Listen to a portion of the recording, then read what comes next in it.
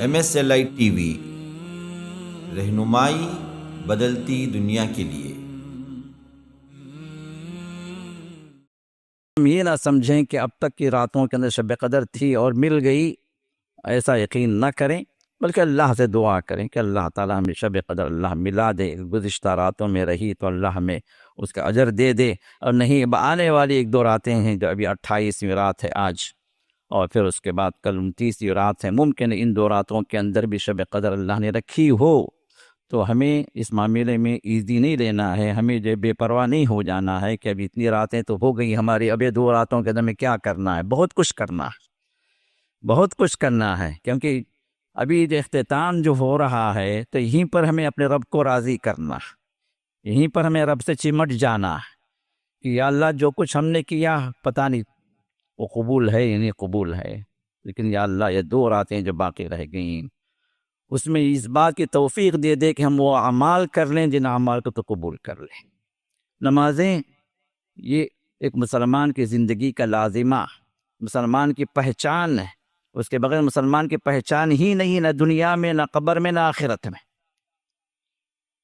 جہنم میں بھی انسان اگر جا رہا ہے تو وہاں پر بھی اللہ کے حضور، وہاں پر بھی جو سب سے بڑا جرم جو ظاہر کر رہا ہے، قالوا لم نک من المصلین، وہاں لوگ کہیں گے کہ ہم نماز نہیں پڑھنے والے تھے، ہم نمازیوں میں سے نہیں تھے، اس وجہ سے ہم جہنم کے آگ میں جل رہے۔ اور دنیا کے اندر بھی محمد رسول اللہ صلی اللہ علیہ وسلم نمازی کی پہچان ایک مسلمان کی پہچان قرار دی۔ من ترک الصلاۃ فقد کفر، من ترکھا فقد کفر، جس نے نماز کو چھوڑ دیا وہ کافر ہو گیا۔ ہمارے اندر یہ شعور جب بیدار رہتا ہے، جس کی وجہ سے ہم بند کمرے کے اندر بھی رہ کر، پیاس ہونے کے باوجود بھی، فریج کا ٹھنڈا پانی ہونے کے باوجود بھی، یہ گھوٹ تو کیا ایک قطرہ بھی ہمارے حلق کے نیچے سے نہیں اترتا، کوئی دیکھنے والا نہیں ہوتا، لیکن رب ہمارے ساتھ ہے جو دیکھنے والا ہے۔ یہ شعور جو روزے کی حالت میں ہے، یہی شعور ہمارا بیدار رہے روزے کے بعد بھی، رمضان کے بعد بھی، یہی وہ تقوی کا اثر ہے۔ جب انسان کے اندر یہ تقوی کا اثر باقی رہے گا تو پھر انسان اللہ کے احکام کا پابند ہو جائے گا، فرائض کو نہیں چھوڑے گا، نمازوں کو نہیں چھوڑے گا، حقوق کو نہیں چھوڑے گا، اور ہر گناہ جو بڑا گناہ جو اللہ نے قرار دیا اس سے اپنے آپ کو بچانے کی کوشش کرے گا۔ رمضان میں چھوٹے سے چھوٹے گناہ سے بھی انسان بچنے کی کوشش کرتا رہا تو رمضان کے بعد کم سے کم بڑے گناہوں سے تو بچ جائے۔ یہ اس روزے کا اثر اس کو ملے کہ رسول اللہ صلی اللہ علیہ وسلم نے ہم پر زکوٰۃ الفطر کو فرض قرار دیا، اور کیا فرض قرار دیا یہ بھی صحابی بیان فرماتے ہیں کہ ان نخرج صاعا من طعام، یہ ایک صاع ہم اناج کھانے کی چیز نکالیں۔ کب نکالنا ہے، کیا نکالنا ہے، کیسے نکالنا ہے، رسول اللہ صلی اللہ علیہ وسلم نے اس عبادت کو بھی واضح قرار دیا۔ اب یہ زکوٰۃ جو زکوٰۃ الفطر ہے، جس کو ہم صدقہ فطر کہتے ہیں، یہ ہر مسلمان پر فرض ہے، ہر مسلمان پر۔ آپ نے فرمایا کہ چھوٹا ہو بڑا ہو، عورت ہو مرد ہو، آزاد ہو غلام ہو، یہ زکوٰۃ الفطر اس کو نکالنا ہے۔ کیا نکالنا ہے؟ کھانے کی جو چیز ہے، جو غلہ ہے جو انسان کھاتا ہے، اس میں سے ایک صاع، ایک صاع کا مطلب تقریباً 2.5 کلو، اور عمومی طور پر علماء جو فرماتے ہیں کہ اللہ کے راہ میں دیتے ہیں اس لیے کم نہ دیں تو 3 کلو کا حساب رکھ لیں۔ ان الحمد للہ نحمده ونستعینه ونستغفره ونؤمن به ونتوکل علیہ ونعوذ باللہ من شرور انفسنا ومن سیئات اعمالنا، من يهده الله فلا مضل له ومن يضلله فلا هادي له، ونشهد أن لا إله إلا الله وحده لا شريك له، ونشهد أن محمدا عبده ورسوله أرسله بالحق بشيرا ونذيرا وداعيا إلى الله بإذنه وسراجا منيرا، أما بعد فإن خير الحديث كتاب الله، وخير الهدى هدى محمد صلى الله عليه وسلم، وشر الأمور محدثاتها، وكل محدثة بدعة، وكل بدعة ضلالة۔ أيها المسلمون، فقد قال الله تعالى في كلامه العزيز وَلِتُكَبِّرُوا اللَّهَ عَلَى مَا هَدَاكُمْ وَلَعَلَّكُمْ تَشْكُرُونَ۔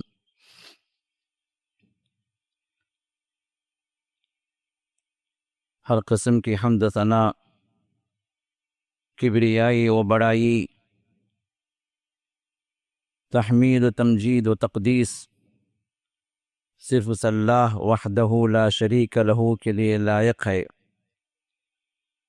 جس نے ہمیں اور آپ کو اس ماہ مبارک کے اختتام تک اپنے فضل و کرم سے پہنچایا۔ کروڑا درود و سلام ہو ہمارے آپ کے آخری نبی جناب محمد رسول اللہ صلی اللہ علیہ وسلم پر، جنہوں نے ہمیں ہر چھوٹی بڑی چیز میں رہنمائی فرمائی، ہدایت کی باتوں کو آپ نے سکھایا، نیکیوں کی ترغیب دی، اور گناہوں کی جو باتیں ہیں، جو امور ہیں، ان سے ڈراوا دیا، ان سے بچنے کا حکم دیا۔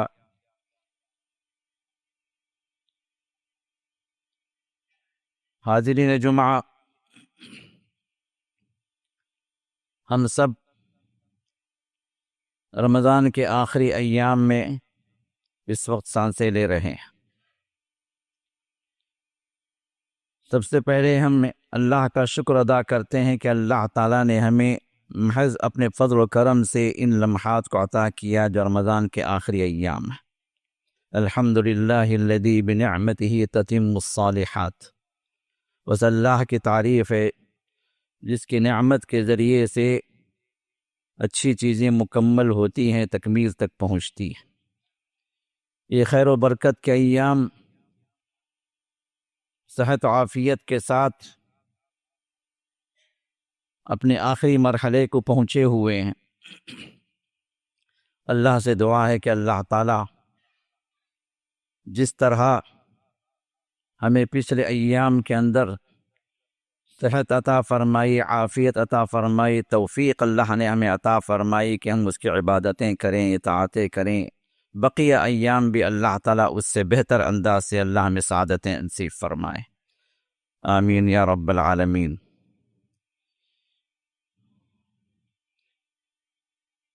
اس بات کی تو ہمیں بڑی خوشی ہے کہ عید قریب آ رہی ہے، اور بہت سوں کو اس بات کی بھی خوشی ہے کہ رمضان الحمدللہ مکمل ہو رہا ہے، اور ایک اعتبار سے ایک مومن خوشی منا بھی سکتا ہے، کیونکہ رسول اللہ صلی اللہ علیہ وسلم نے ارشاد فرمایا کہ للصائم فرحتان، فرحت عند فطرہ و فرحت عند لقاء ربہ، روزے دار کے لیے دو خوشیاں، یہ خوشی تو اس کے فطر کے وقت میں ہے، اور یہ خوشی اس کے رب سے ملاقات کے وقت ہے۔ فطر کے وقت میں خوشی دو طرح کی، ایک تو انسان جب روزہ افطار کرتا ہے وہ اس کے لیے فطر ہے کہ دن بھر بندے نے روزہ رکھا، 13-14 گھنٹے کی روزے کی تکمیل کے بعد وہ اللہ کے حکم سے افطار کرتا ہے، تو اللہ تعالیٰ کی مغفرتیں، بشارتیں اس کے ساتھ ہوتی ہیں، اس کی خوشی اس کو اللہ عطا فرماتے ہیں۔ اور دوسری خوشی، افطار سے مراد روزوں کا اختتام ہے، اور اسی وجہ سے اس کے بعد جو دن آتا ہے اس کو کہا عید الفطر، فطر کی عید، یعنی اب اللہ تعالیٰ نے ہمیں افطار مستقل طور پر رمضان کے اندر جو صیام کا حکم دیا، اس حکم سے اللہ نے ہمیں باہر کر دیا، تو ہمارا صیام بھی اللہ کے حکم سے تھا، تو ہمارا فطر بھی، ہمارا روزے کا چھوڑنا بھی، یہ بھی اللہ کے حکم سے ہے۔ تو اس کے بعد روزے کے اختتام کے بعد، روزے کے مہینے کے اختتام کے بعد جو خوشی ہوتی ہے اسی کو ہم عید الفطر کے اعتبار سے مناتے ہیں۔ اس میں بھی اللہ تعالیٰ کی مغفرتیں اور اس کی رحمتوں کی بشارتیں۔ اللہ تعالیٰ نے ہمیں اس ماہ رمضان کے اندر بہت ساری اپنی رحمتوں سے، اپنی برکتوں سے، اپنی توفیق سے اللہ نے ہمیں نوازا۔ الحمدللہ ہم میں سے کئی ایک روزے دار رہے ہیں، اور اللہ سے ہم دعا کرتے ہیں کہ اللہ تعالیٰ آگے بھی ہمیں خیر و عافیت سے تکمیل کی سعادت نصیب فرمائے۔ روزے دار بھی تھے، روزے دار بھی ہیں، قیام بھی ہم کرتے رہے، کر رہے ہیں، اور اسی طرح اللہ کی اطاعتوں میں حتی الامکان ہم کوشش کر رہے ہیں کہ اس کی اطاعتیں ہوں نبی کے طریقے کے مطابق، اللہ قبول فرما لے۔ اس کے لیے ہماری تمنائیں بھی ہیں، دعائیں بھی ہیں، اللہ قبول فرما لے۔ لیکن بات سوچنے کی یہ ہے کہ کیا یہ جو سلسلہ ابھی چل رہا ہے، ابھی ختم ہونے والا ہے، کیا اس سے یہ اطاعتیں ختم ہو جائیں گی؟ پہلی بات تو یہ ہے کہ بہت سارے لوگ ماشاءاللہ کل 27ویں تھی، 27ویں رات ہی کو شب قدر منا کے اس کے بعد رمضان ختم ہو گیا ان کا۔ یہ سمجھ گئے کہ ہو گیا، شب قدر ہم کو مل گئی ایک رات کی رت جگائی میں، اور اس کے بعد ہمیں کسی چیز کی ضرورت نہیں ہے۔ یہ در حقیقت یہ لوگوں کی جہالت ہے، جس کے اعتبار سے لوگ ایک رات کو شب قدر سمجھ کر وہ عبادات سے زیادہ رت جگائی جنہوں نے کی اور جشن منایا، مسجدوں کو سنوارا، بدعتوں میں مشغول ہوئے، اطاعت کے نام پر اللہ کی مخالفتیں اور معصیتیں جنہوں نے کی، اللہ رحم فرمائے، اللہ ہدایت دے ایسے بندوں کو۔ لیکن مومن وہ ہے جو نبی علیہ الصلاۃ والسلام کے فرمان کے مطابق شب قدر کی تلاش جاری رکھے جب تک کہ رمضان اختتام کو نہ پہنچ جائے۔ آپ نے ارشاد فرمایا التمسوها فی العشر الاواخر، شب قدر کو تلاش کرو آخری 10 راتوں میں۔ اب آخری 10 راتیں اس وقت تک مکمل نہیں ہوتی جب تک کہ رمضان ختم نہ ہو، جب تک کہ رمضان کا چاند ہم نہ دیکھ لیں، کیونکہ شب قدر کو اللہ تعالیٰ نے اپنے علم میں راز رکھا ہے، کسی کو نہیں بتایا۔ محمد رسول اللہ صلی اللہ علیہ وسلم کا علم دیا گیا، لیکن آپ نے فرمایا کہ علم مجھ سے اٹھا لیا گیا، اور آپ نے امت کو فرمایا کہ آخری 10 راتوں میں تلاش کرو، اس میں بھی زیادہ زور دو، فوکس کرو تاخراتوں پر۔ اور اس سلسلے میں نے اس سے پہلے بھی آپ کے سامنے یہ بات رکھی کہ یہ تاخراتیں ایک تو ہم شروع سے گنتے ہیں 21، 23، 25 کے اعتبار سے، اور دوسرے اعتبار سے محمد رسول اللہ صلی اللہ علیہ وسلم نے آخری جو چاند ہے اس اعتبار سے تلاش کرنے کا بھی آپ نے امت کو تعلیم دی ہے۔ وہ ایک التمسوها کے بعد تلاش کرو، کیسے؟ جب 9 راتیں باقی رہ جائیں، فی تاسعۃ تبقى، فی سابعۃ تبقى، فی خامسۃ تبقى، اس طرح کے الفاظ صحیح احادیث میں وارد ہیں، جس میں یہ بات واضح ہوتی ہے کہ جب 9 راتیں جب باقی رہ جائیں تو تلاش کرو، 7 راتیں باقی رہ جائیں تو تلاش کرو، 5 راتیں جب باقی رہ جائیں تلاش کرو۔ تو رہ جانے کا مطلب ہے کہ پیچھے سے کاؤنٹنگ کریں، اور کسی کو نہیں پتا کہ چاند کب نظر آئے گا، تو 29 بھی ہو سکتا ہے، 30 بھی ہو سکتا ہے۔ تو اس اعتبار سے شب قدر کی تلاش آخری 10 راتوں میں انسان کرتا رہے، اور ان تمام 10 راتوں کے اندر قیام بھی کرتا رہے، عبادتوں میں بھی مصروف رہے، دعاؤں میں بھی مصروف رہے، تو کوئی نہ کوئی ایک رات وہ رہے گی جو اللہ کے علم کے مطابق وہ شب قدر رہے گی، اور اس بندے کو وہ یقینی طور پر ملے گی جو بندہ آخری 10 راتوں میں اللہ کی عبادت اور قیام کرتا ہے۔ کوئی ایک رات انسان قیام کر کے چھوڑ دے تو اس بات کا زیادہ امکان ہے کہ وہ ایک رات شب قدر نہ رہے، اور بقیہ 9 راتوں کے اندر کوئی ایک رات رہے جو اس سے مس ہو گئی۔ تو لہٰذا ہم یہ نہ سمجھیں کہ اب تک کی راتوں کے اندر شب قدر تھی اور مل گئی، ایسا یقین نہ کریں، بلکہ اللہ سے دعا کریں کہ اللہ تعالیٰ ہمیں شب قدر اللہ ملا دے، گزشتہ راتوں میں رہی تو اللہ ہمیں اس کا اجر دے دے، اور نہیں آنے والی 1-2 راتیں ہیں، جو ابھی 28ویں رات ہے آج، اور پھر اس کے بعد کل 29ویں رات ہے، ممکن ہے ان 2 راتوں کے اندر بھی شب قدر اللہ نے رکھی ہو، تو ہمیں اس معاملے میں ایزی نہیں لینا ہے، ہمیں جو بے پرواہ نہیں ہو جانا ہے کہ اب اتنی راتیں تو ہو گئی ہماری، اب یہ 2 راتوں کے اندر میں کیا کرنا ہے؟ بہت کچھ کرنا ہے، بہت کچھ کرنا ہے، کیونکہ ابھی جو اختتام جو ہو رہا ہے تو یہیں پر ہمیں اپنے رب کو راضی کرنا، یہیں پر ہمیں رب سے چمٹ جانا کہ یا اللہ جو کچھ ہم نے کیا پتہ نہیں وہ قبول ہے یا نہیں قبول ہے، لیکن یا اللہ یہ 2 راتیں جو باقی رہ گئیں اس میں اس بات کی توفیق دے دے کہ ہم وہ اعمال کر لیں جن اعمال کو تو قبول کر لیں، ہمیں اس طرح کا روزہ نصیب کر جس روزے کو تو قبول کر لیں،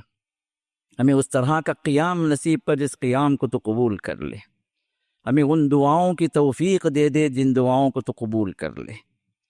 تو اطاعت اور عبادات کی توفیق مانگنا بھی یہ بھی اللہ کی توفیق سے، یہ بھی بہت بڑا جو ہے اللہ کی طرف سے کرم ہوتا ہے۔ اللہ نے فرمایا، نبی علیہ الصلوۃ والسلام کو اللہ تعالیٰ نے جو قرآن نازل کیا، اس قرآن میں اللہ نے فرمایا کہ رب اوزعنی ان اشکر نعمتک التی انعمت علی وعلی والدی وان اعمل صالحا ترضاہ، اے میرے رب مجھے اس بات کی توفیق دے کہ میں ان نعمتوں کا شکر گزار بنوں، ان نعمتوں کا شکر ادا کروں جو نعمتیں تو نے مجھ پر کی اور میرے والدین پر کی۔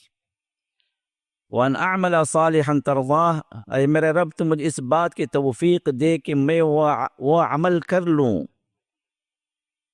جس کو کرنے پر تو راضی ہو جائے، وہ عمل جس کو تو قبول کر لے، وہ عمل جس کو تو پسند کر لے۔ اے اللہ ایسا عمل کرنے کی مجھے توفیق دے۔ تو عمل صالح کرنے کی توفیق بھی ہمیں اللہ سے مانگنی ہے۔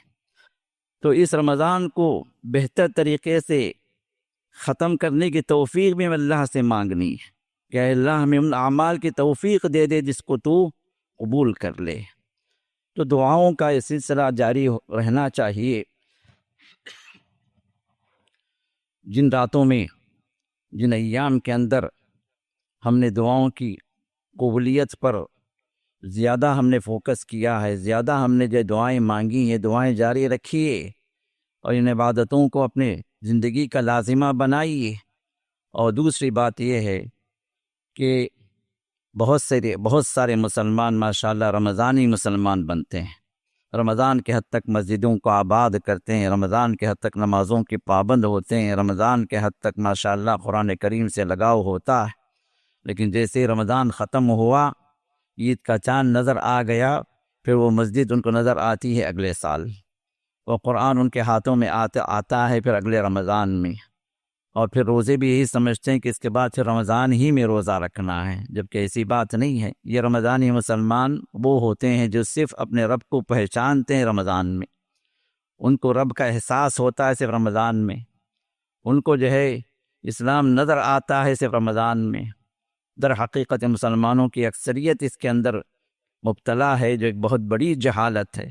اللہ نے جب رمضان میں توفیق دی، رمضان میں آپ کو قریب کیا، رمضان میں آپ کو مسجد کی طرف اللہ لے آیا ہے، تو پھر یہ اس بات کا احساس مسلمان کو ہونا چاہیے کہ اللہ نے مجھے توفیق دی، مسجد میں آنے کی توفیق دی، اس کی اطاعت اور عبادات کی، تو اس نعمت کو ہم اپنے ساتھ باقی رکھ لیں گے، کیونکہ نمازیں یہ فرض ہے، اور فرض جو ہوتا ہے وہ قرض ہوتا ہے، چاہے رب کا فرض ہو، لوگوں کی طرف سے حقوق ہوں، تو نمازیں کبھی ختم ہونے والی نہیں ہیں۔ ان نمازوں کو ہم رمضان سے نہیں جوڑنا۔ جو لوگ صرف رمضان سے نمازوں کو جوڑ کر مسجدوں کو آباد کرتے ہیں وہ بڑے خطرے میں ہیں بیچارے۔ وہ صرف یہ سمجھتے ہیں کہ رمضان میں نماز فرض تھی، رمضان کے بعد پھر نمازوں کا کوئی حساب و کتاب نہیں ہے۔ ایسی بات نہیں ہے، بلکہ نمازیں یہ ایک مسلمان کی زندگی کا لازمہ، مسلمان کی پہچان ہے۔ اس کے بغیر مسلمان کی پہچان ہی نہیں، نہ دنیا میں، نہ قبر میں، نہ آخرت میں۔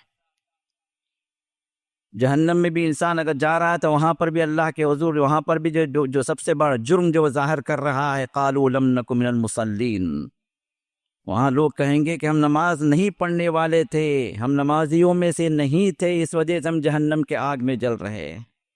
اور دنیا کے اندر بھی محمد رسول اللہ صلی اللہ علیہ وسلم نمازی کی پہچان ایک مسلمان کی پہچان قرار دی۔ من ترک الصلاۃ فقد کفر، من ترکھا فقد کفر، جس نے نماز کو چھوڑ دیا وہ کافر ہو گیا۔ ہم لوگوں کے فتوے پوچھتے پھرتے ہیں، لیکن مفتی اعظم کا فتویٰ، محمد رسول اللہ کا فتویٰ موجود ہے کہ جو نماز کو چھوڑ دے وہ کفر میں چلا گیا۔ تو نماز پہچان ہے ایک مسلمان کی، ہمیشہ رمضان میں بھی غیر رمضان میں بھی۔ تو ان نمازوں کے سلسلے میں ہمیں اس بات کا عہد کرنا ہے کہ نمازیں ہم سے نہیں چھوٹیں گی۔ جو حضرات رمضان میں نمازوں کی طرف آئے، نمازوں کے پابند بنے، میں ان سے خصوصی درخواست کروں گا کہ ان نمازوں کا آپ اپنے اوپر عہد کر لیں کہ مجھے ان نمازوں کا پابند بننا ہے۔ مجھے صرف رمضانی اعتبار سے مسلمان نہیں بننا ہے، مجھے ہمیشہ مسلمان کی حیثیت سے اللہ کے حضور رہنا ہے۔ یہ عہد کر لیں کہ رمضان کے اندر ہم نے جو کام ہم نے کیے ہیں کر رہے ہیں ان کا ریفلیکشن ہماری زندگی کے اندر ہمیشہ رہے گا۔ یہ رمضان ایک ٹریننگ کا مہینہ، ایک تدریب کا مہینہ ہے، اللہ تعالیٰ میں ٹرین کر رہے ہیں، اور جو پورا مہینہ ہم نے ٹریننگ لی اور جیسے ہی چاند نظر آئے اس کا کوئی اثر ہماری زندگی پر نہ رہے، یہ کیسی بدنصیبی ہے۔ اعمال کی قبولیت کے سلسلے میں علماء فرماتے ہیں کہ جب بندہ کسی کا عمل کو قبول فرماتا ہے تو اس کی قبولیت کی نشانی یہ ہوتی ہے کہ اللہ تعالیٰ اس کو مزید خیر کی توفیق دیتے ہیں، مزید اس عمل کی توفیق دیتے ہیں۔ اور اعمال کا قبول نہ ہونا یہ جو اس کی علامتوں کو علماء نے فرمایا کہ اگر اللہ کسی کا عمل قبول نہیں کرتے تو اس کے بعد اس عمل کی توفیق نہیں دیتے۔ کوئی بندہ صرف رمضان میں اللہ کا بندہ بن کر رہا، رمضان کے بعد وہ اس کی پرواہ نہیں ہے کہ رب اس سے ناراض ہے یا نہیں ہے، اور رب ہے بھی تو اس کا جو ہے نگہبان ہے یا نہیں، اس سے پوچھنے والا ہے یا نہیں، اس کا کوئی تصور نہیں، کوئی کانسیپٹ نہیں ہے، تو اس کا مطلب یہ ہوا کہ اللہ نہ کرے اس کا روزہ اس کے لیے کوئی فائدے کا نہیں رہا۔ کیونکہ روزہ ہمیں سکھاتا ہی ہے کہ اللہ کا شعور ہمارے ساتھ 24/7 رہے۔ لعلکم تتقون، یہ حکمت اللہ نے جو ظاہر فرمائی، ان روزوں کی حکمت یہی ہے، ان روزوں کا مقصد یہی ہے کہ ہمارے دل و دماغ کے اندر، ہماری زندگی کے اعمال و کردار کے اندر اللہ کا تقوی آ جائے، اللہ کا ڈر آ جائے۔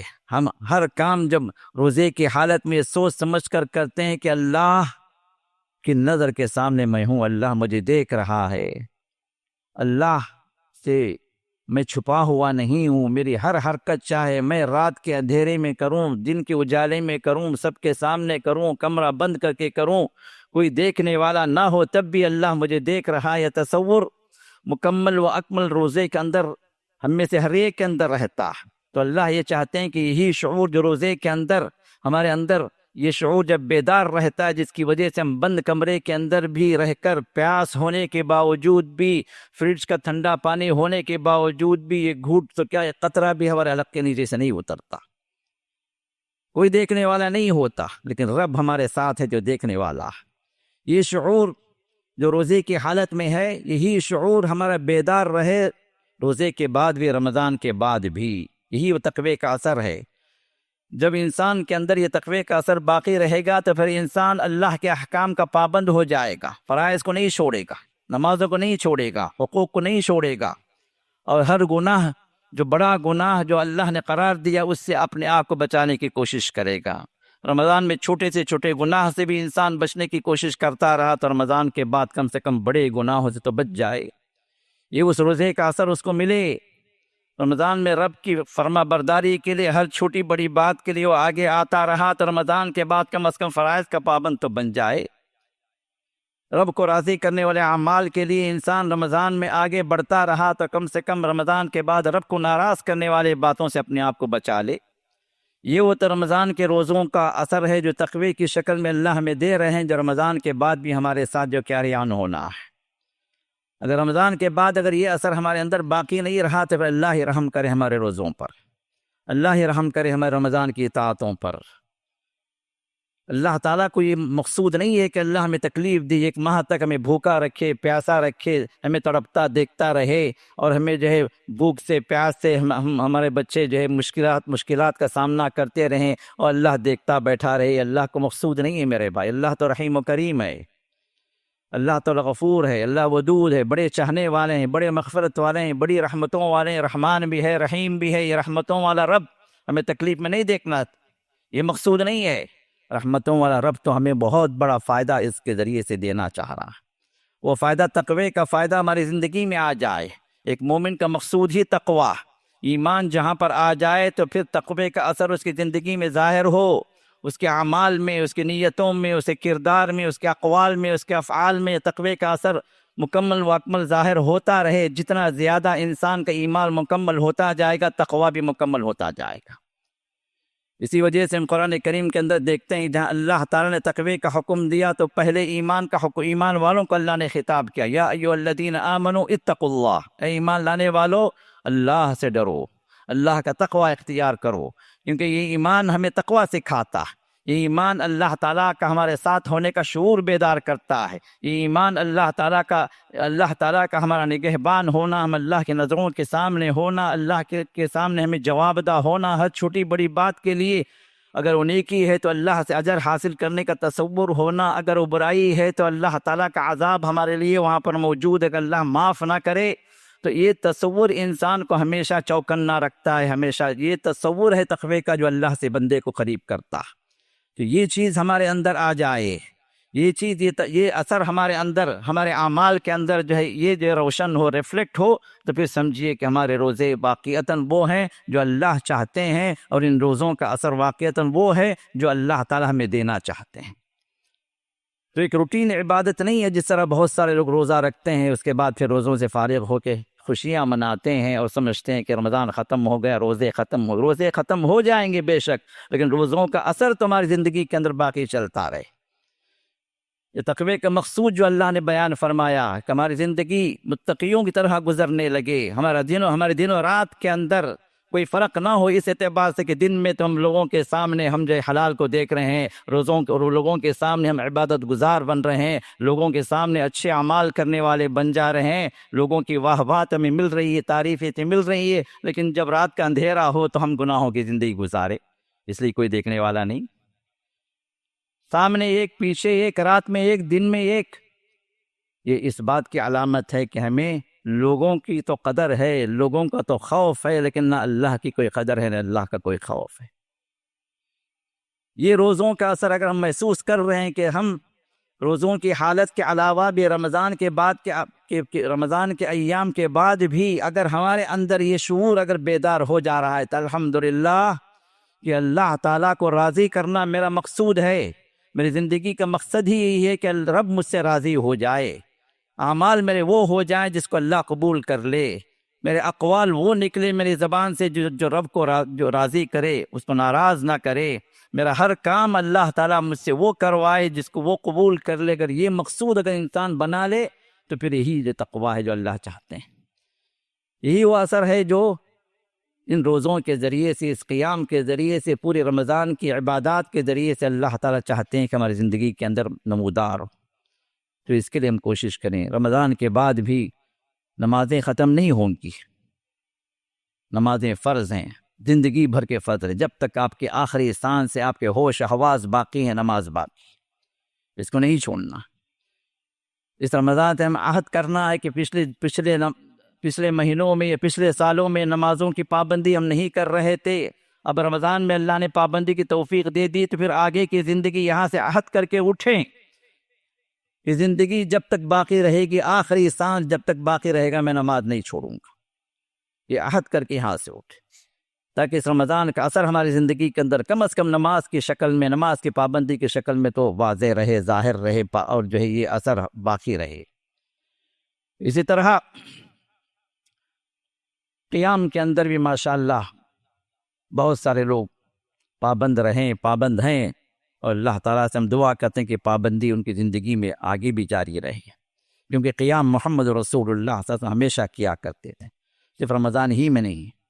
ام المؤمنین عائشہ رضی اللہ عنہا سے جب صحابہ نے سوال کیا کہ رسول اللہ صلی اللہ علیہ وسلم کا قیام کیسے تھا، آپ کیسے قیام اللیل کیا کرتے تھے، تو آپ نے ارشاد فرمایا کان یصلی 11 رکعۃ فی رمضان وغیرہ، آپ 11 رکعت پڑھا کرتے تھے رمضان میں بھی اور غیر رمضان میں بھی. آپ کی پابندی ہمیشہ صرف رمضان کے لیے خاص نہیں تھی.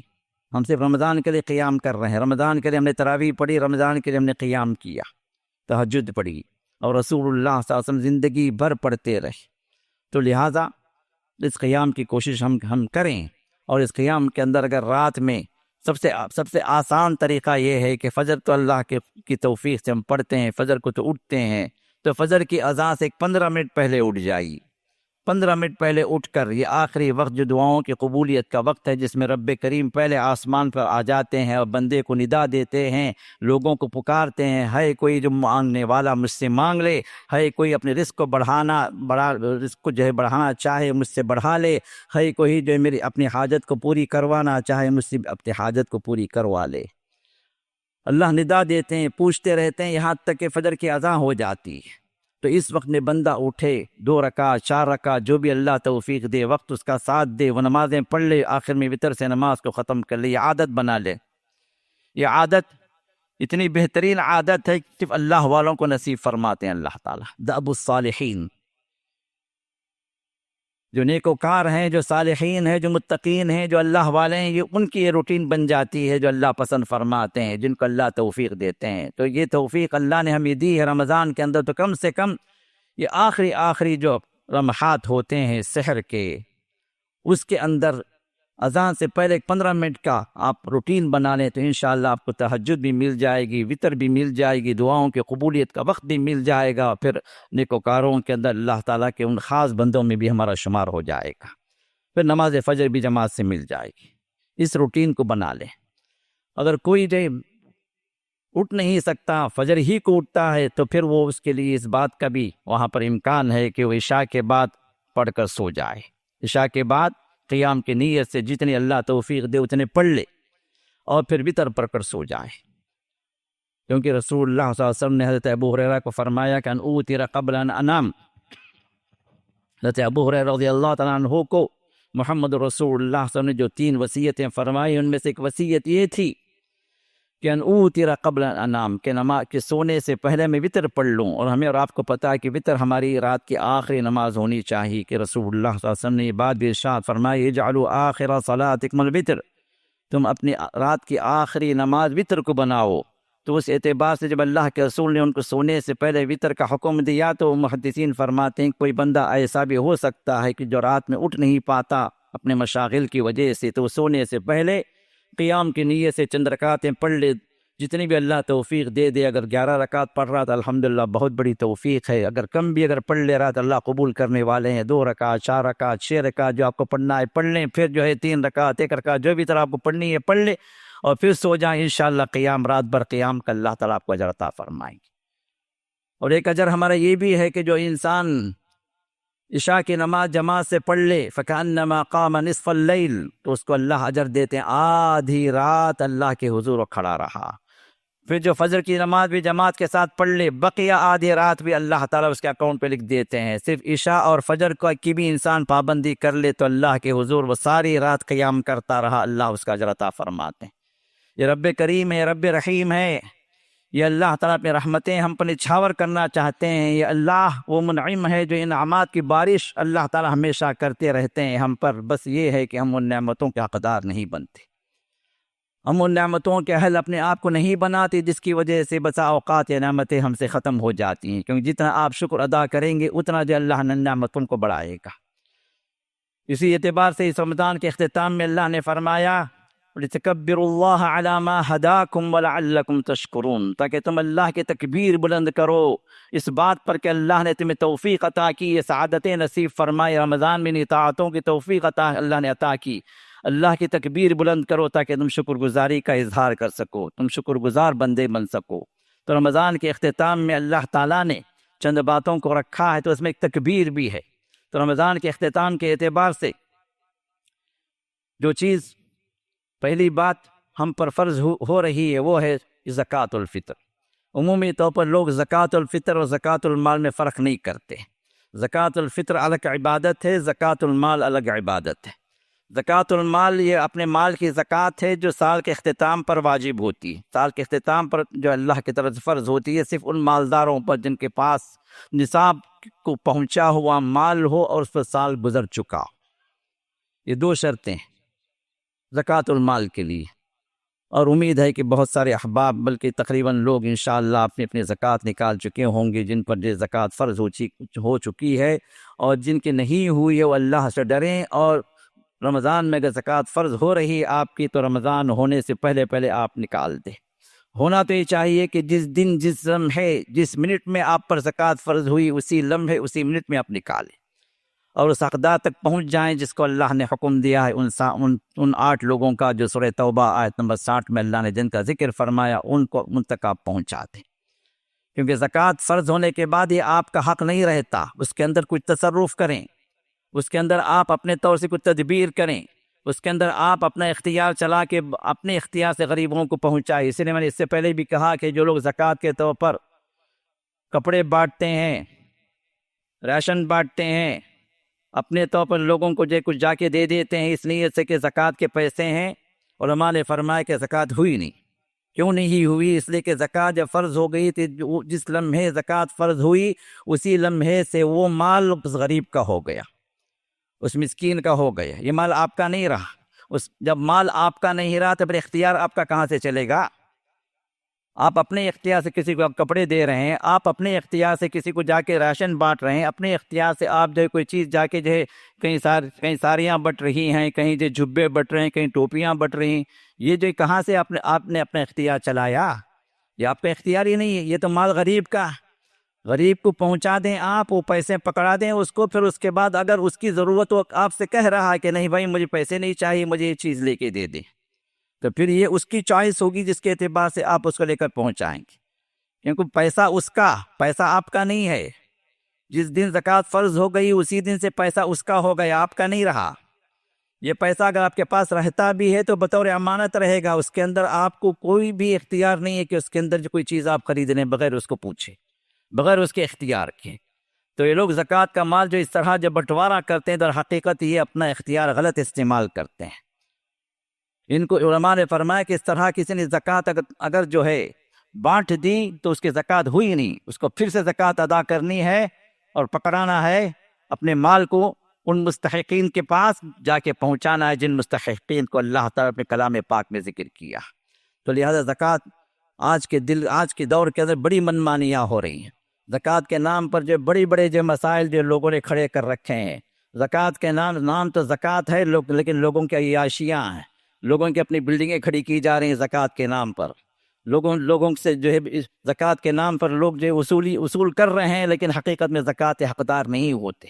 تو لہذا زکوٰۃ دینے سے پہلے آپ، کیونکہ اللہ کی عبادت مالی عبادت ہے جو اللہ نے آپ پر فرض کی ہے، پوچھ آپ سے ہوگی کہ زکوٰۃ آپ نے کب استعمال کی، کہاں استعمال کی، کیسے استعمال کی، کس کو عطا کی۔ صرف دے دینا کافی نہیں ہے، دینے سے پہلے آپ کو سوچنا چاہیے، دیکھنا چاہیے، تحقیق کرنا چاہیے کہ زکوٰۃ آپ کس کو دے رہے ہیں، کیا وہ واقعتاً وہ حقدار ہے زکوٰۃ کا۔ اور پھر جب آپ دے رہے ہیں تو اس کو آپ کے مال میں زکوٰۃ اگر واجب ہو رہی تو آپ مال دیں، پیسوں میں زکوٰۃ اگر جو ہے واجب ہو رہی تو آپ جو پیسے دیں، کپڑے اور ساڑیاں نہیں۔ زکوٰۃ کس میں واجب ہوئی؟ آپ کے مال میں زکوٰۃ واجب ہوئی تو آپ کو زکوٰۃ مال کے شکل میں آپ کو عطا کرنا ہے اور اس کو دے دینا ہے جو زکوٰۃ کا مستحق ہے۔ تو لہذا جنہوں نے بھی زکوٰۃ ابھی تک ادا نہیں کی وہ کوشش کریں، بلکہ اللہ سے ڈر کر اپنے زکوٰۃ کو نکالیں اور غریبوں تک، مساکین تک، محتاجوں تک پہنچانے کی کوشش کریں، اور ان لوگوں تک پہنچا دیں جن کو رب کریم نے اپنے کلام پاک میں ذکر فرمایا۔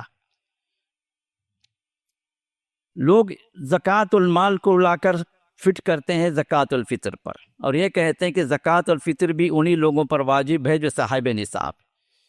یہ غلط مسئلہ، یہ غلط فہمی ہے۔ زکوٰۃ المال الگ چیز ہے، جو آپ کے مال میں زکوٰۃ واجب ہوتی ہے جب مال نصاب کو پہنچ جائے، 85 گرامز اور ابو آپ کے پاس گولڈ ہو، یا 595 گرام سلور اور ابو آپ کے پاس موجود ہو، یا اس کے اعتبار سے کرنسی، جس طرح میں نے اس سے پہلے بھی کہا کہ 63,000 روپیز بھی اگر کسی کے پاس موجود ہیں اور سال اگر گزر گیا اس مال پر، تو پھر 2.5% زکوٰۃ اس پر واجب ہوگی۔ یہ دو شرطیں ہیں زکوٰۃ کے واجب ہونے کی، مال نصاب کو پہنچے اور سال گزرے۔ لیکن زکوٰۃ الفطر کا اس سے کوئی لینا دینا نہیں۔ زکوٰۃ الفطر وہ ہے جو رمضان کے اختتام میں محمد رسول اللہ صلی اللہ علیہ وسلم نے فرض قرار دیا، اور اس میں رسول اللہ صلی اللہ علیہ وسلم نے صاحب نصاب کی کوئی شرط نہیں لگائی، بلکہ حدیث میں جو بعض صحابہ ارشاد فرماتے ہیں فرض علینا رسول اللہ صلی اللہ علیہ وسلم زکوٰۃ الفطر، کہ رسول اللہ صلی اللہ علیہ وسلم نے ہم پر زکوٰۃ الفطر کو فرض قرار دیا۔ اور کیا فرض قرار دیا؟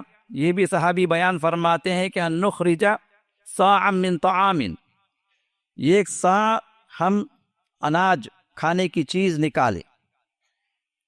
کب نکالنا ہے، کیا نکالنا ہے، کیسے نکالنا ہے، رسول اللہ صلی اللہ علیہ وسلم نے اس عبادت کو بھی واضح قرار دیا۔ اب یہ زکوٰۃ جو زکوٰۃ الفطر ہے، جس کو ہم صدقہ فطر کہتے ہیں، یہ ہر مسلمان پر فرض ہے، ہر مسلمان پر۔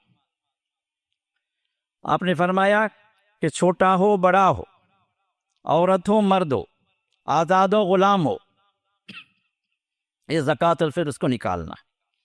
کیا نکالنا ہے؟ کھانے کی جو چیز ہے، جو غلہ ہے، جو انسان کھاتا ہے، اس میں سے 1 سا کا مطلب تقریباً 2.5 کلو، اور عمومی طور پر علماء جو فرماتے ہیں کہ اللہ کے راہ میں دیتے ہیں اس لیے کم نہ دیں تو 3 کلو کا حساب رکھ لیں. تو 3 کلو کا حساب، اگر کوئی 2.5 کلو بھی نکال دے تو انشاءاللہ اس کے اندر کوئی حرج کی بات نہیں، لیکن 3 کلو نکال دیں. ہر آدمی جو ہے اب 3 کلو اناج جو وہ کھا رہا ہے، مثال کے طور پر آپ چاول کھا رہے ہیں، چاول نکالی، گیہوں کھا رہے ہیں، روٹی والے ہیں تو گیہوں نکالی. جو اللہ کے رسول کے دور میں لوگ کھجور کھاتے تھے، کھجور نکالتے تھے. زبیب کھاتے تھے، جو ریزنز، جو منقے ہیں، وہ نکالتے تھے. اسی طرح عقد، جو پنیر ہے، سوکھا پنیر، وہ استعمال میں تھا، وہ نکالتے تھے. تو جو غلہ ہمارے اپنے استعمال میں ہے، جس کو ہم استعمال کرتے ہیں، یا کہ جو ہے آپ کی لوکیلٹی کے اندر استعمال میں موجود ہے، آپ اس غلے کو نکالیے اور 3 کلو کا حساب.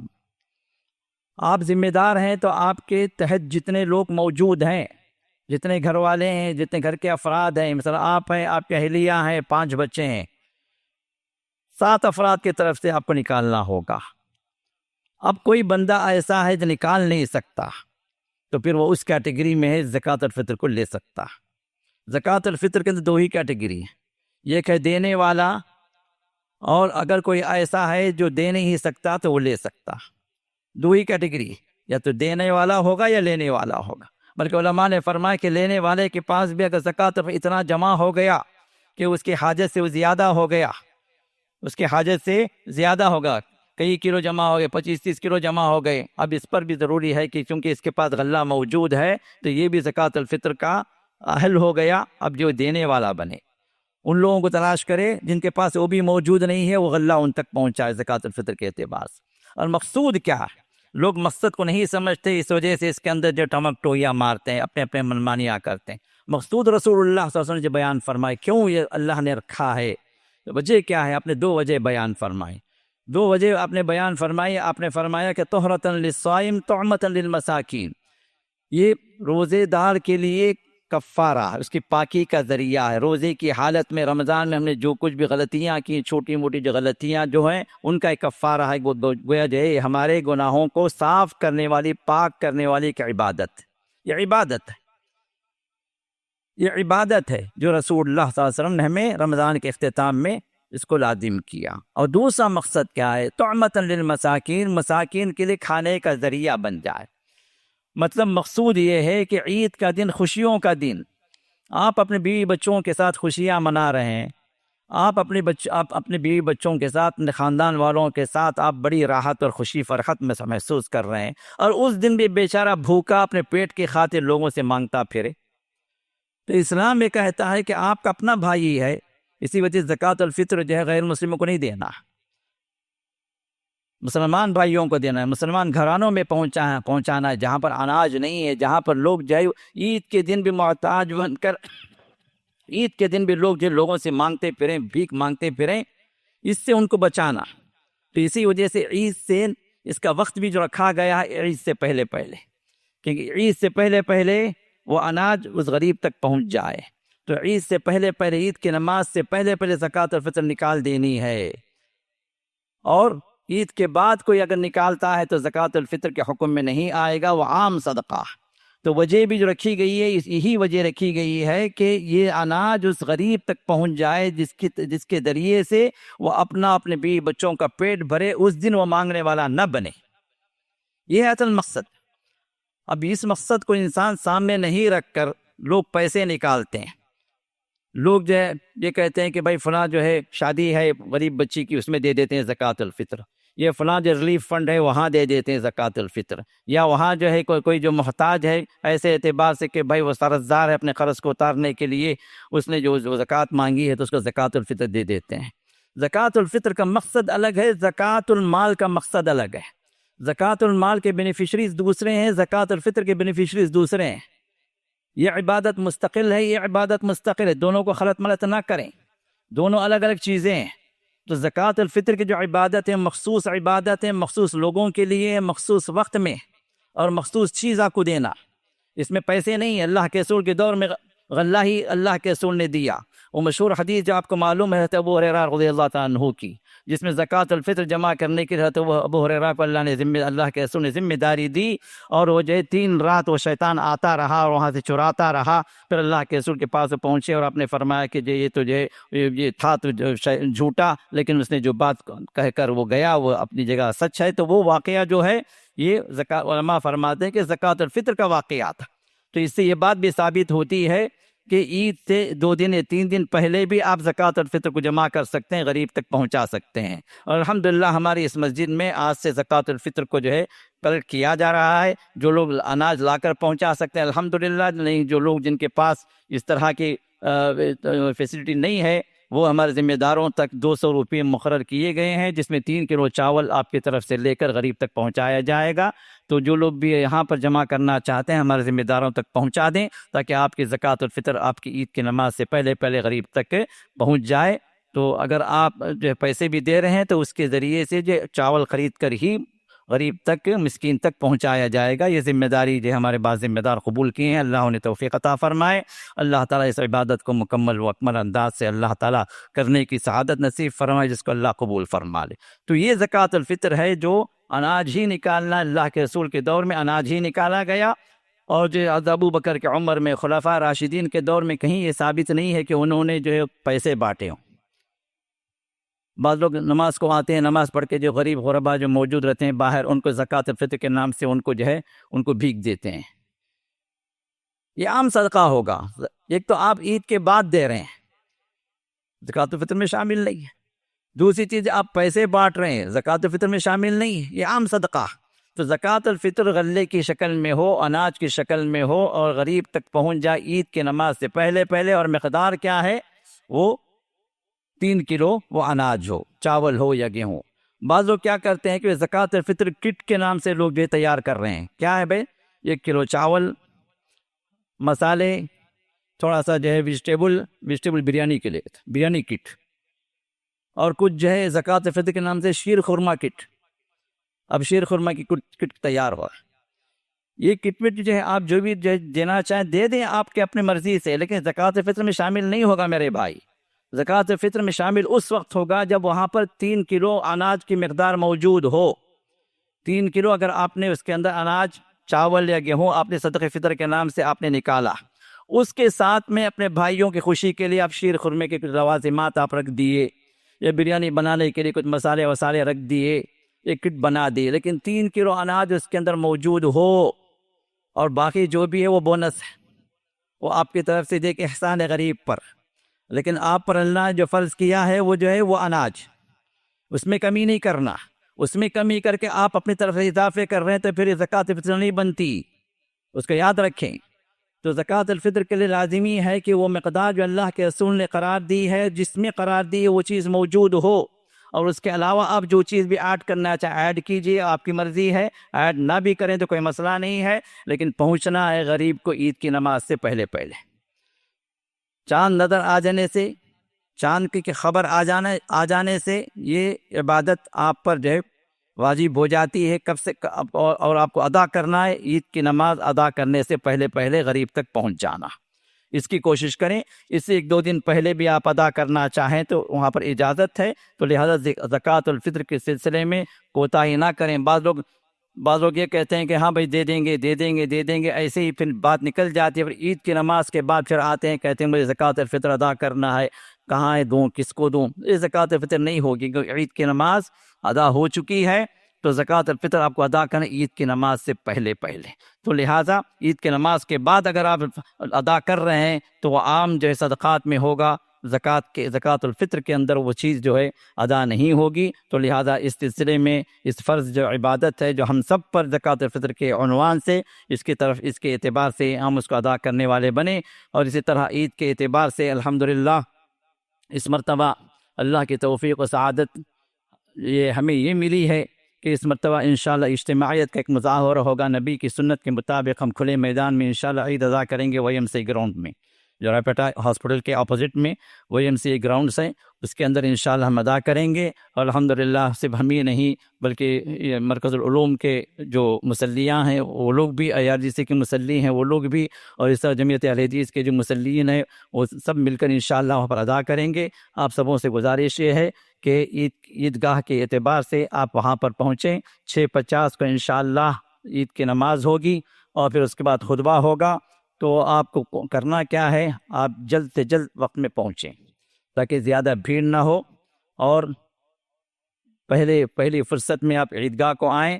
عیدگاہ کو جب آئیں تو پھر آپ اپنے ساتھ یہاں پر آپ اپنے آپ کو باوضو بنا کر آئیے، کیونکہ اگر پانی کی قلت ہوگی، واش رومس وغیرہ کی قلت ہوگی، تو اس لیے وہاں آ کر آپ وضو بنائیں، وہاں آ کر آپ واش رومس کو جائیں.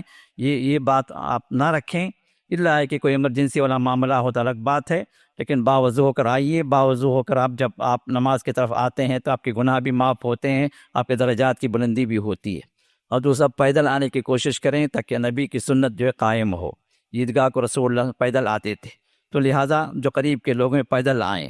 اور پارکنگ وہاں پر کار پارکنگ نہیں ہے تو صرف 2 ویلرس کی پارکنگ مل سکتی ہے، وہ بھی شاید سبوں کو نہ ملے. تو اس اعتبار سے کوشش کریں کہ 2 ویلرس والے بھی جلد آنے کی کوشش کریں.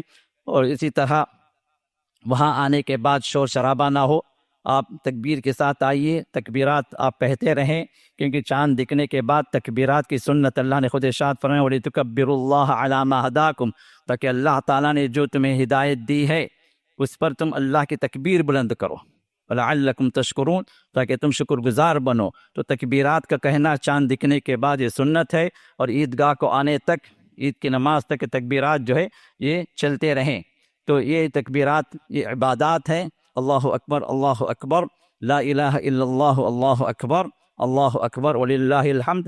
اس تکبیر کو آپ جاری رکھیں. مرد حضرات تھوڑے سے بلند آواز سے، خواتین اب جو ہے اپنی پست آواز سے تکبیرات کو جاری رکھیں. تو تکبیر کی سنت کو قائم کریں. اور پھر جب آپ عیدگاہ کو آئیں تو وہاں پر کوئی نماز نہ پڑھیں جب تک عید کی نماز نہ ہو جائے، کیونکہ رسول اللہ صلی اللہ علیہ وسلم نے عیدگاہ میں آپ نے تحیۃ المسجد ادا نہیں فرمائی، نہ کوئی اور نفل ادا فرمائی. تو لہٰذا جب آپ عیدگاہ کو آئیں تو آپ بیٹھ جائیں، انتظار میں رہیں جب تک امام نہ آ جائیں، اور نماز جو ہے قائم نہ ہو جائے اس وقت تک آپ عیدگاہ میں ذکر و اذکار میں مشغول رہیں. اور وہاں پر جو والنٹیرس رہیں گے ذرا ان سے آپ کوآپریٹ کریں تاکہ بھیڑ زیادہ ہوگی تو جو ہے بھیڑ کا جو مینجمنٹ جو ہونا چاہیے وہ آپ کے کوآپریشن سے ہو سکتا. تو لہٰذا جس طرح وہاں کے والنٹیرس آپ کو گائیڈ کریں گے، آپ اس طرح جو ہے اپنی اپنی جگہ کو آپ لے کر بیٹھ جائیں. اور پھر واپسی میں بھی آپ شور شرابہ نہ کریں، بالکل جو ہے آہستگی کے ساتھ، کیونکہ آپ عبادت سے فارغ ہو کر استغفار کے ساتھ آپ کو جانا ہے. تو لہٰذا وہاں پر بھی واپسی میں بھی آپ جو ہے اپنے اعتبار سے آپ آرام سے چلیں، کیونکہ خواتین بھی وہاں پر ہوں گی. تو لہٰذا خواتین کو بھی آپ لا سکتے ہیں، وہاں پر اجازت ہے خواتین کو لانے کی. اور خواتین کی کوئی شرط نہیں ہے کہ جو ہے وہ جو پاکی ہی کی حالت میں ہوں. جو اپنی پیریڈس میں جو خواتین ہیں وہ خواتین بھی آ سکتی ہیں، نماز میں شامل نہیں ہوں گی لیکن وہ دعا میں شامل ہوں گی. جو اور اللہ کی رحمتیں جو اس مقام پر اتریں گی ان رحمتوں میں انشاءاللہ وہ بھی شامل ہوں گی. نبی علیہ السلام نے خواتین کو آنے کی اجازت دی ہے. تو لہٰذا یہ جو اب جو عید کا جو مرحلہ ہے انشاءاللہ ہم اکیلے پہلے ہر مسجد میں یہ عید ادا ہوتی تھی، لیکن اللہ کی توفیق سے اب جو ہے انشاءاللہ ہم اجتماعیت کے ساتھ اس عیدگاہ میں OMCA گراؤنڈس میں انشاءاللہ ادا کریں گے. اللہ کی توفیق سے اللہ جزاک خیر دے. جو بھی جو آرگنائزرس رہے، جو بھی انیشیٹ کی اس معاملے کو، اللہ ان کو بھی جزاک خیر عطا فرمائے. اور جو بھی تعاون اس معاملے میں کر رہے ہیں اللہ تعالیٰ انہیں بھی اپنے رحمتوں اور برکتوں سے نوازے. اور آپ لوگوں سے گزارش ہے کہ اس معاملے میں جو بھی اس معاملے میں جو بھی کوآپریشن کرنا چاہیں، جو بھی جو ہے اس معاملے میں جو آگے بڑھنا چاہیں اس کی ترتیب و تنظیم میں یا اس کے جو ہے اس میں تعاون کرنے میں، وہ آگے بڑھے، کیونکہ خیر کا کام ہے. اور میں سمجھتا ہوں کہ ہمارے ایریا میں پہلی مرتبہ جو ہے خیر کا کام ہو رہا ہے اجتماعیت کے ساتھ. اللہ تعالیٰ اس کو قبول فرمائے اور آگے بھی جاری و ساری رکھے. اللہ تعالیٰ آگے بھی اس کو جو مستقل طور پر اللہ تعالیٰ اس کو جاری کروا دے اور اللہ قبول فرمائے. آمین یا رب العالمین. اللہ تعالیٰ جو کچھ ہم نے سنا ہے اس پر عمل کی توفیق عطا فرمائے، اور اللہ تعالیٰ ہم سبوں کو اپنی رحمتوں میں اللہ داخل فرمائے. ہماری عبادات کو اللہ قبول فرمائے، ہمارے روزوں کو کو اللہ قبول فرمائے، ہمارے قیام کو اللہ قبول فرمائے، ہماری عبادتوں کو، دعاؤں کو اللہ شرف قبول سے نوازے۔ اللہ تعالیٰ اپنے ان خاص بندوں میں اللہ شامل فرمائے جو رمضان کے ساتھ ہی جن کی مغفرت کا اللہ اعلان فرماتے ہیں، اللہ ان بندوں میں ہم سب کو شامل فرمائے۔ رمضان کے ساتھ جن کو جنت کی خوشخبری اللہ سناتے ہیں، اللہ ان خاص بندوں میں اللہ ہم سب کو شامل فرمائے، آمین یا رب العالمین۔ بارک اللہ لنا ولکم فی القرآن العظیم ونفعنی وإیاکم بالآیات والذکر الحکیم۔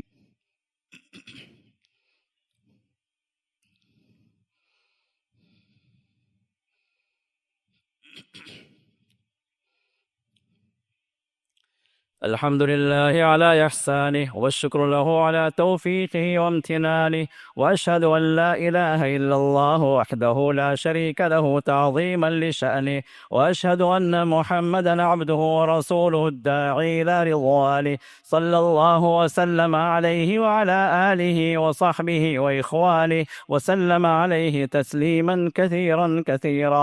أما بعد، فقد قال الله تعالى في شأن حبيبه وخليله: إن الله وملائكته يصلون على النبي يا أيها الذين آمنوا صلوا عليه وسلموا تسليما.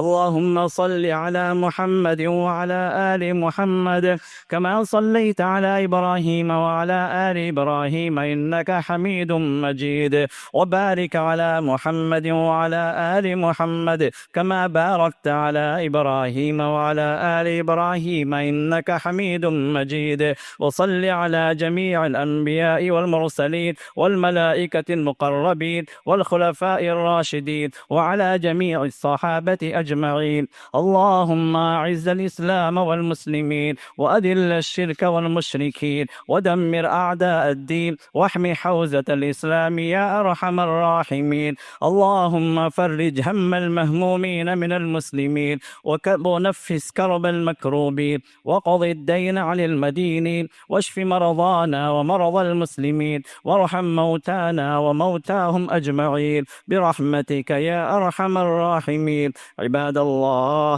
رحمني ورحمكم الله، إن الله يأمر بالعدل والإحسان وإيتاء ذي القربى وينهى عن الفحشاء والمنكر والبغي يعظكم لعلكم تذكرون. اذكروا الله يذكركم وادعوه يستجب لكم ولذكر الله تعالى أكبر والله يعلم ما تصنعون. وأقيموا الصلاة.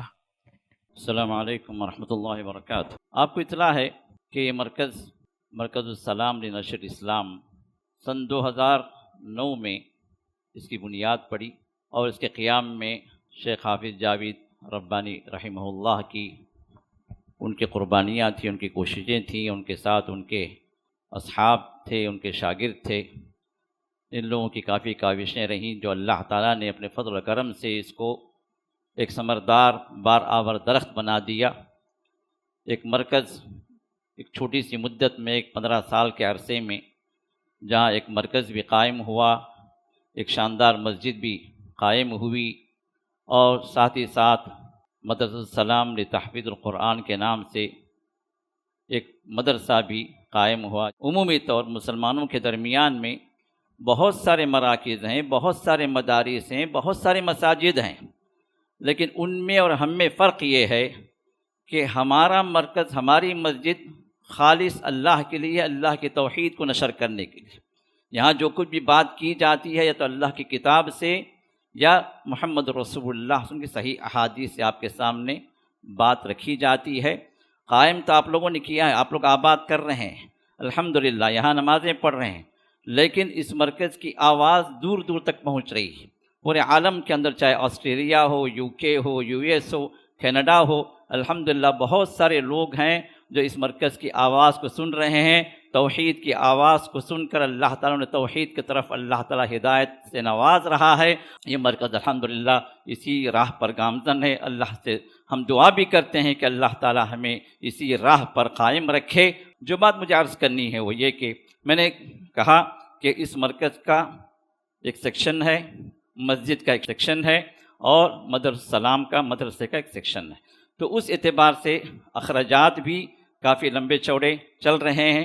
مسجد کا جو خرچ ماہانہ جو آ رہا ہے ہمارے پاس اس میں میڈیا بھی شامل ہے، ٹیکسز بھی شامل ہیں، لفٹ وغیرہ کے جو اخراجات شامل ہیں، ایڈمن کے آفس شامل ہے، یا اخراجات جو بھی ہیں وہ جو 90,000 پر منتھ آ رہا ہے۔ اور مسجد کے اعتبار سے جو مینٹیننس ہے، مسجد کا اسٹاف ہے اور مسجد کا مینٹیننس ہے، یہ 90,000 ہے۔ الحمدللہ کچھ تعاون کر رہے ہیں کرنٹ بل کے سلسلے میں۔ ابھی ماہ رمضان ہے، کچھ لوگوں نے تعاون کیا، افطار وغیرہ کے روزانہ کا جو خرچ آ رہا ہے اس معاملے میں تعاون کر دیا، الحمدللہ تعاون چل رہا ہے۔ اس کے باوجود بھی یہ اخراجات وہ ہیں جو ہمارے لیے اوور برڈن ہیں۔ مسجد کے لیے آپ جو ہے صدقات و خیرات استعمال کریں، زکوٰۃ کا استعمال نہ کریں۔ اور اسی طرح مرکز جو ہے، مرکز کے اعتبار سے جو اخراجات جو چل رہے ہیں ہمارے پاس، وہ جو ہے تقریباً جو 93,000 ہیں مراکز کے لیے، اور مدرسوں کے لیے علماء نے فتویٰ دیا ہے کہ آپ زکوٰۃ بھی استعمال کر سکتے ہیں۔ اور اسی طرح سب سے زیادہ خرچ جو آ رہا ہے ہمارے پاس وہ ہے مدرسے کا خرچ، جس میں تقریباً 80 طلباء حفظ کی تعلیم انہیں دی جا رہی ہے، اور حفظ کے ساتھ ساتھ انہیں اکیڈمک بھی دی جا رہی ہے۔ ہمارے پاس پڑھنے والا جو بھی بچہ ہے الحمدللہ، جہاں حفظ میں وہ آگے ہے، الحمدللہ اکیڈمک بھی اس کو ساتھ ساتھ مل رہی ہے۔ جب بچہ یہاں سے نکلے گا حفظ کر کے تو وہ حافظ قرآن بھی ہوگا اور 10th کے قابل بھی ہوگا کہ 10th کا ایگزام وہ دے سکے گا NIOS کے ذریعے سے، تو دین میں بھی آگے ہوگا انشاءاللہ، اور دنیا میں بھی وہ پیچھے نہیں ہوگا۔ تو یہ دونوں کو لے کر ہم چل رہے ہیں۔ اور اسی طرح اس نئے اکیڈمک میں ہم جو ہے انشاءاللہ لڑکیوں کا بھی انتظام کر رہے ہیں۔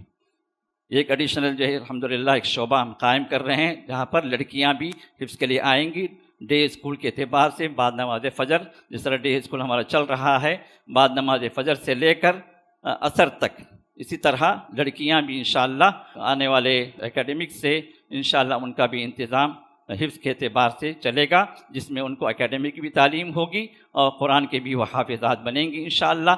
مقصد یہ ہے کہ ہمارے بچے جو ہے وہ دین پر آ جائیں، حافظ قرآن بن جائیں، ساتھ ساتھ ان کو اسکول کی تعلیم بھی برابر ملے، یہ مقصد ہے۔ تو اس اعتبار سے فیسز پر ہم زیادہ زور نہیں دیتے، لیکن ہم آپ سے اپیل کرتے ہیں کہ جو بھی جو اس معاملے میں تعاون کر سکتا ہے، اگر ایک بچے کو بھی کوئی اسپانسر کرنا چاہے تو کر لے سکتا ہے۔ بورڈنگ کے بچے کو اسپانسر کرنا چاہے تو 8,000 ہے، اور جو ہے اسی طرح ڈے اسکول کے بچے کو اسپانسر کرنا چاہے تو 5,000 ہے ماہانہ۔